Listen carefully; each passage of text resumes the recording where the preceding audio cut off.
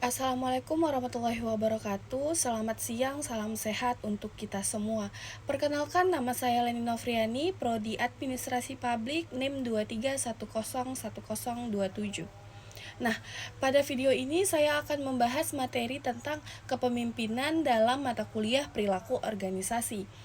Berdasarkan buku Organizational Behavior karya Stephen P. Robbins DKK, pemimpinan sangat penting karena menentukan bagaimana suatu organisasi, termasuk organisasi mahasiswa, dapat berjalan secara efektif. Nah, pengertian kepemimpinan menurut Stephen P. Robbins, kepemimpinan adalah kemampuan seseorang untuk memengaruhi sekelompok orang agar mau bekerja sama untuk mencapai tujuan bersama. Nah, dari pengertian ini dapat disimpulkan bahwa kepemimpinan tidak hanya berkaitan dengan jabatan, tetapi juga bagaimana seseorang pemimpin mampu memberi pengaruh positif, arahan, dan motivasi kepada anggotanya. Perbedaan pemimpin dan manajer. Nah, dalam organisasi, pemimpin dan manajer memiliki peran yang berbeda. Manajer lebih fokus pada pengaturan teknis seperti perencanaan dan pengawasan, sedangkan pemimpin lebih menekankan pada pengaruh, visi, dan motivasi. Dalam organisasi mahasiswa, seorang ketua organisasi idealnya berperan sebagai manajer sekaligus pemimpin. Lalu, kenapa penting sih sebuah kepemimpinan ini dalam suatu organisasi? Nah, kepemimpinan berperan penting dalam menentukan arah dan tujuan organisasi. Terus yang kedua, membangun kerjasama dan solidaritas anggota. Terus yang ketiga, meningkatkan motivasi dan tanggung jawab. Yang keempat itu ada mengelola konflik internal. Yang kelima, menyesuaikan organisasi dengan perubahan. Tanpa kepemimpinan yang baik, organisasi mahasiswa cenderung pasif, tidak aktif program kerja, dan kurang solid. Lalu gaya-gaya kepemimpinan. Yang pertama itu kepemimpinan otokratis. Ketua organisasi mengambil keputusan sendiri. Gaya ini cepat tetapi sering membuat anggota merasa tidak dilibatkan. Lalu yang kedua ada kepemimpinan demokratis. Ketua melibatkan anggota dalam musyawarah.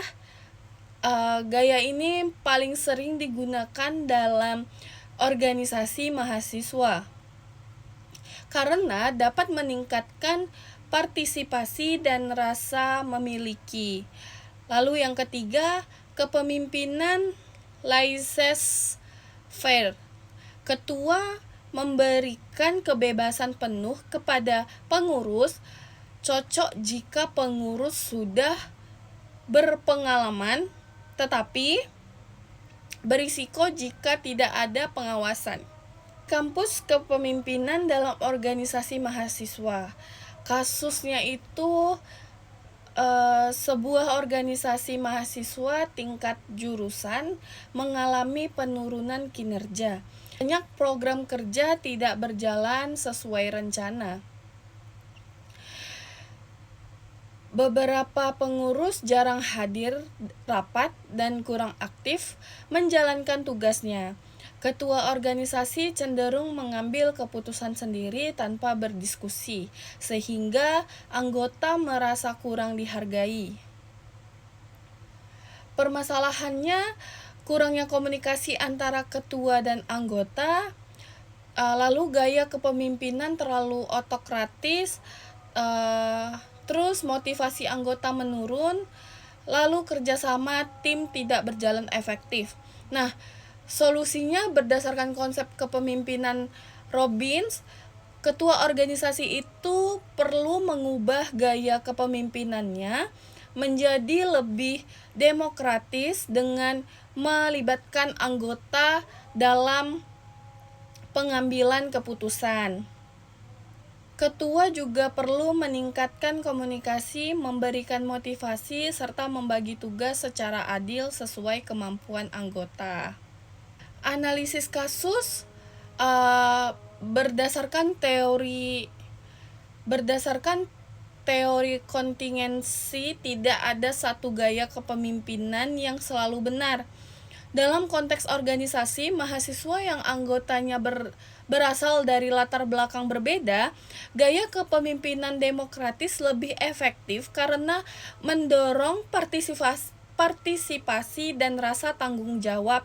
Nah, setelah ketua organisasi mulai melibatkan anggota, suasana organisasi menjadi lebih kondusif, komunikasi membaik, dan program kerja dapat kembali berjalan sesuai dengan rencana.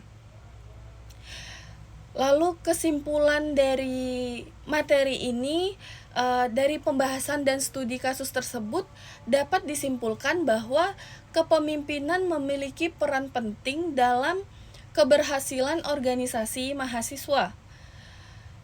Pemimpin yang efektif adalah pemimpin yang mampu menyesuaikan gaya kepemimpinan dengan kondisi organisasi serta mampu memotivasi dan menggerakkan anggotanya. Demikian penjelasan mengenai kepemimpinan dalam mata kuliah perilaku organisasi. Semoga materi ini bermanfaat dan dapat menambah pemahaman kita bersama. Terima kasih atas perhatiannya. Wassalamualaikum warahmatullahi wabarakatuh.